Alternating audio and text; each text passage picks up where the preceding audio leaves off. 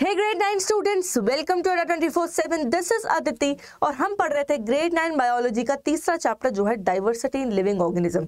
इस चैप्टर में अभी तक हम बहुत सारे टॉपिक्स कंप्लीट कर चुके हैं और उनमें से एक टॉपिक था क्लासिफिकेशन, जिसमें मैंने आपको बताया था कि हमारे अर्थ पर एक एस्टिमेट है कि 8.7 मिलियन स्पीशीज है प्लांट्स और एनिमल की।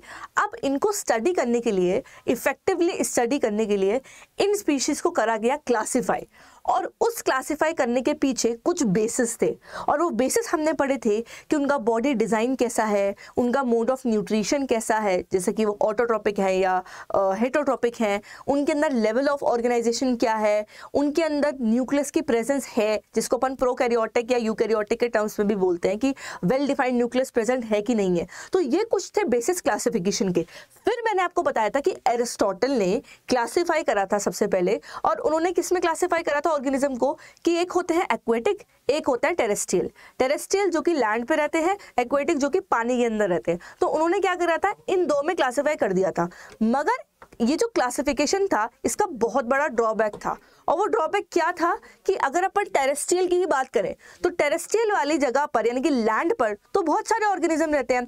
एलिफेंट भी रहते हैं, मस्कीटोज भी रहते हैं, उड़ते हुए दिख जाते हैं आपको, और टाइगर भी है। तो बहुत सारे लिविंग ऑर्गेनिज्म है जो लैंड पे रहते हैं।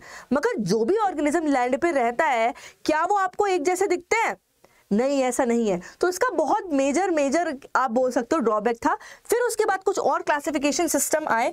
तो सबसे पहला है एक टू किंगडम क्लासिफिकेशन, जिसको दिया था कैर्लस लीनियस ने।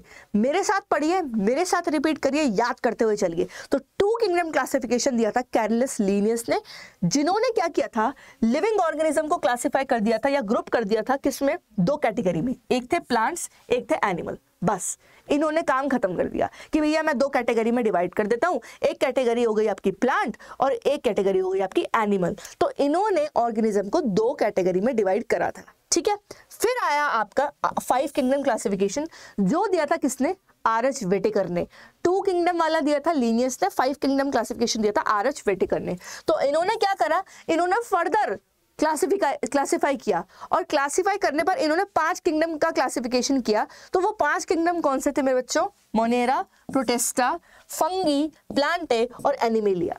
ये था 5 किंगडम क्लासिफिकेशन जो आर.एच. व्हिटेकर ने दिया था। फर्दर एक और साइंटिस्ट आए थे जिनका नाम था कार्ल लुईस। इन्होंने 1977 में फर्दर किंगडम मोनेरा को भी तोड़ दिया था, किसमें, आर के बैक्टीरिया और यू बैक्टीरिया के अंदर। ये मैं जब किंगडम मोनेरा पढ़ाऊंगी तो मैं अच्छी तरीके से समझाऊंगी जो भी इन्होंने क्लासिफाई किया था और जो इन्होंने मोनेरा को डिवाइड करा था फर्दर दो क्लासेस में, जो है आपका आर के बैक्टीरिया और यू बैक्टीरिया। ये मैं समझाऊंगी जब मैं किंगडम मोनेरा पढ़ाऊंगी। तो ये कुछ मैंने आपको बताया कि किस हिसाब से क्लासिफिकेशन चला। तो पहले आया एरिस्टोटल, फिर आया आपके कैर्लस लीनियस, उसके बाद आया आपके कौन से साइंटिस्ट, आर.एच. व्हिटेकर, जिन्होंने 5 किंगडम क्लासिफिकेशन दिया।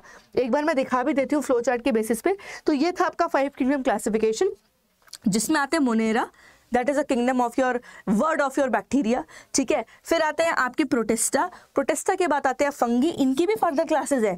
जब मैं ये पढ़ाऊंगी ना आपको एक एक किंगडम, मजा आ जाएगा आपको। जिस तरीके से अपन पढ़ेंगे, जो अपनी अप्रोच रहेगी, और सारे कंसेप्ट मेरा हमेशा ही मोटिव रहता है एनसीईआरटी भी पढ़ो और इस तरीके से पढ़ो, क्योंकि ये चैप्टर ना 11th में बहुत ब्रॉड वे में पढ़ने वाले हो आप, ठीक है। तो अभी से कंसेप्ट क्लियर होने चाहिए। तीसरा फंगी पढ़ोगे, ठीक है। फंगी के बाद प्लांटे, एनिमेलिया, ठीक है। तो ये 5 किंगडम है जो अपन को थरली पढ़ने हैं, ठीक है, जिसके अंदर प्लांटे और एनिमेलिया को और थोड़ा सा अपन ब्रॉडर प्रोस्पेक्टिव में पढ़ेंगे, ठीक है। तो ये थोड़ी सी कहानी थी, क्लासिफिकेशन सिस्टम कैसे आया, किसने दिया। तो एक बार फिर से रिपीट करो मेरे साथ। एरिस्टोटल थे जिन्होंने दो कैटेगरी में डिवाइड करा कि भैया एक्वेटिक, टेरेस्ट्रियल। फिर जो क्लासिफिकेशन में हम बात करते क्या है, हम लिविंग ऑर्गेनिज्म को क्लासिफाई करते हैं based on the similarities and dissimilarities, कि उनके अंदर क्या क्या चीज़ें सिमिलर है, क्या क्या उनके अंदर डिसिमिलैरिटीज है। फिर हम क्लासिफिकेशन के कुछ बेसिस बनाए गए, हमने नहीं बनाए, एक्चुअली साइंटिस्ट ने बनाए। तो वो बेसिस ऑफ क्लासिफिकेशन क्या आते हैं कि वो प्रोकैरियोटिक है, यूकैरियोटिक है, कौन सा लेवल ऑफ ऑर्गेनाइजेशन है उनके अंदर, कि वो ऑटोट्रॉपिक है कि वो हेटेरोट्रॉपिक है।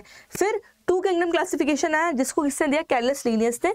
तो कैर्लस लीनियस ने 2 किंगडम क्लासिफिकेशन दिया था, जिन्होंने ग्रुप करा लिविंग ऑर्गेनिज्म को दो कैटेगरी में, प्लांट और एनिमल। फिर आया आपके कौन से अंकल, आर.एच. वेटेकर अंकल, इन्होंने 5 किंगडम क्लासिफिकेशन दिया था, मोनेरा, प्रोटिस्टा, फंगी, एनिमेलिया और प्लांटे। ठीक है, फर्दर एक और साइंटिस्ट है, क्योंकि साइंटिस्ट को तो यार ऑल टाइम क्यूरियोसिटी, जो डिस्कवर करने को मिल जाए उस समय लगे पड़े थे सब पढ़ाई करने में।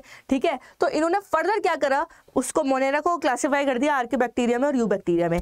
जो भी ये किंगडम्स है ना, इनके फर्दर भी बाइफर्केशन है, जो वो जब मैं एक एक करके आपको पढ़ाऊंगी ना, वो मैं क्लियर आउट करती चलूंगी।